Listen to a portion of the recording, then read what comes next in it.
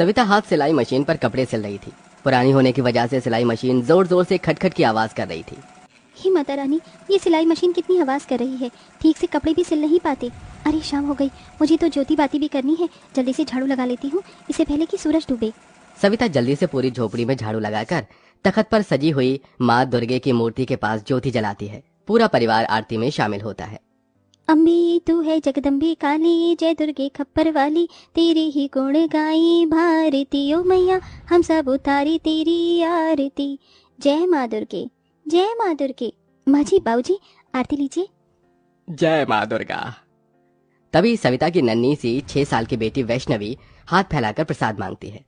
माँ प्रसाद दो ना मुझे। मेरी बिटिया रानी को प्रसाद चाहिए? अच्छा ये लो।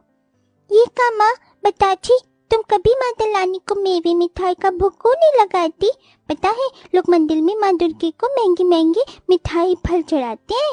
ये सुनकर बूढ़ी कुंती ने कहा, माता रानी ने जितनी हैसियत जिसे दी है वो मेवे मक्खन का भोग लगाएगा ही, लेकिन माँ दुर्गा हमारे परिवार को दुख ही दिए जा रही है। नहीं सासू माँ, माता रानी कभी अपने भक्तों को दुख और कष्ट नहीं देती। माँ दुर्गा तो दया की मूर्त है। लाख दुखों में भी गरीब दर्जी सविता की भक्ति माँ दुर्गा के प्रति एकदम सच्ची है। जब कभी उसके परिवार का विश्वास माँ दुर्गा के लिए डगमगाता तो वो माँ दुर्गा के लिए उनके मन में आस्था और प्रेम जगाती थी। परिवार में बूढ़े सास ससुर, पति मुरली था। सविता दिन भर दर्जी का काम करके कपड़े सिलती, जिससे कपड़े सिलकर भी मिली ज्यादातर कमाई के पैसे वो माँ की पूजा प्रसाद में लगा दिया करती।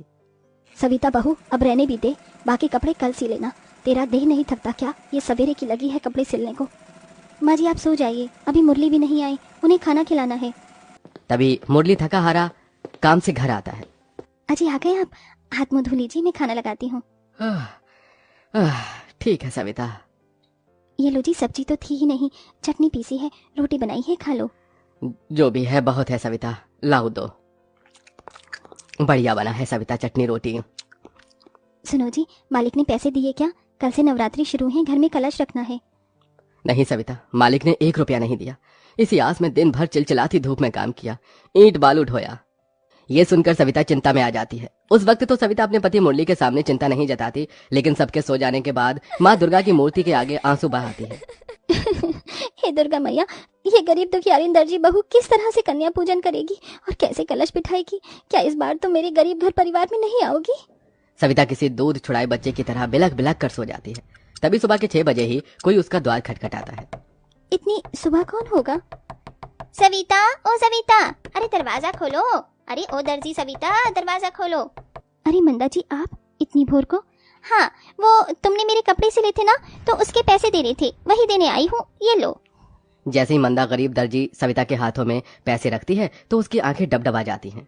बहुत बहुत धन्यवाद मंदा जी, धन्यवाद मैया, अब मैं इन पैसों से कलश बिठा पाऊंगी। सविता बाजार से मिट्टी के कलश, जौ, नारियल, चुनरी, फूल, प्रसाद लेती है। हे भगवान, सारे पैसे तो इन सब सामान में खर्च हो गए।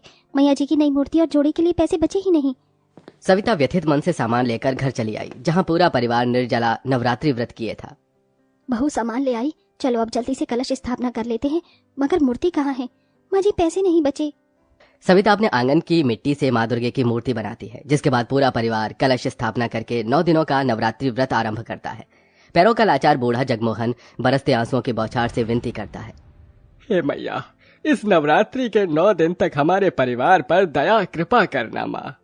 मैया जी, इस नवरात्रि में मेरे परिवार की गरीबी दुख दरिद्रता दूर करना।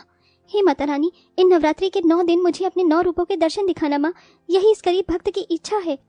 जहाँ पूरा परिवार सुख समृद्धि की कामना करता है तो वहीं गरीब दर्जी सविता 9 देवी के दर्शन की इच्छा मांगती है, और इसके बाद ही वो भूखे प्यासे कपड़े सिलने में लग जाती है। देखते देखते शाम ढल जाती है और व्रत तोड़ने का समय हो जाता है। माँ शाम हो गई, आप जल्दी से हमारे लिए कुछ बना देना। कब तक कपड़े अच्छी होगी? तुम्हें भूख नहीं लगी का? बस बना रही हूँ बिटिया। कपड़े सिलना छोड़कर सविता सिलाई मशीन से उठकर रसोई में आती है और राशन के खाली पड़े डिब्बे को देखकर दुख में आ जाती है। हे माता रानी, घर में तो जरा सा भी कुछ नहीं है। मेरा तो नवरात्रि व्रत जैसे तैसे कट जाएगा, लेकिन माँ जी बाबूजी बूढ़े हो चले हैं, उन्हें खाने के लिए कुछ तो देना ही चाहिए। जरा सा आटा पड़ा है, इसी का हलवा बना देती हूँ। सविता जल्दी से थोड़े आटे से ही हलवा बनाकर भोग लगाने के बाद अपने सास ससुर, बेटी और पति को परोस देती है। ये लीजिए माँ जी बाबूजी, ज्यादा कुछ बनने को था ही नहीं, हलवा बनाया है, खा लीजिए। अरे सविता, तुम भी तो खा लो। नहीं जी, आप सब खाइए, जरा सा तो है हलवा। लेकिन गरीब ससुराल वाले दिलदारी दिखाकर अपने अपने हलवे में से थोड़ा थोड़ा बचाकर गरीब दर्जी बहू को भी दे देते हैं। जैसी निवाला सविता खाने वाली होती है तभी द्वार पर 5-6 साल की 2 छोटी बच्ची खाना मांगती आ जाती हैं।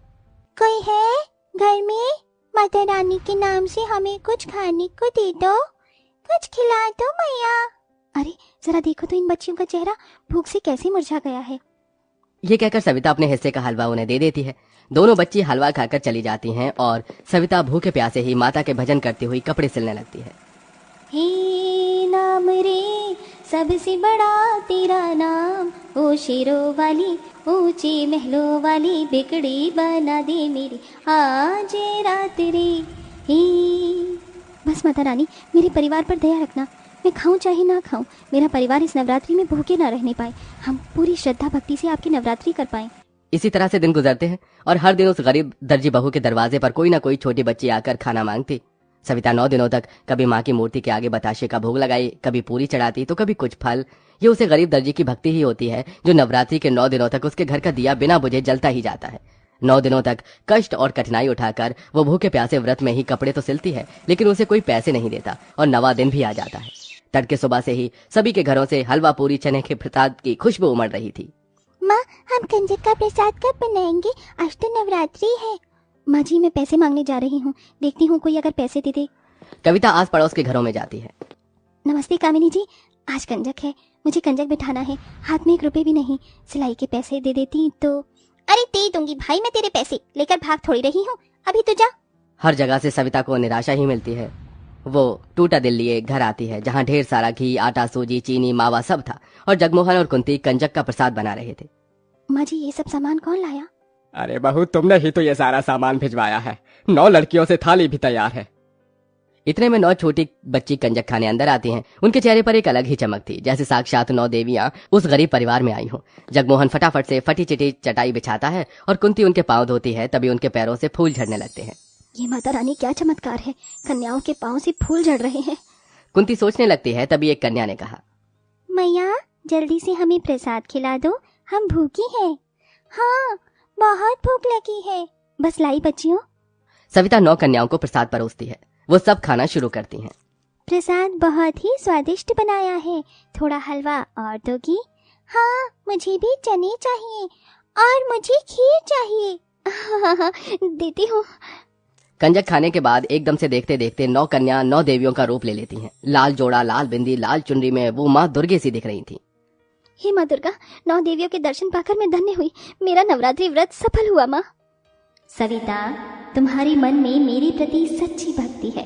अब तक मैं तुम्हारी परीक्षा ले रही थी, पर अब से तुम मेरी परम भक्त हो और मैं तुम्हारे सारे दुख दूर करने आई हूँ। ये कहते हुए दुर्गा माता के हाथों से ढेर सारे सोने, हीरे, जवाहरात बरसने लगते हैं और उस गरीब परिवार का घर रत्नों से भर जाता है, जिसके साथ 9 देवियां गायब हो जाती हैं। इस तरह माँ दुर्गा अपने दर्शन से एक गरीब परिवार के जीवन को खुशियों से भरकर जाती हैं।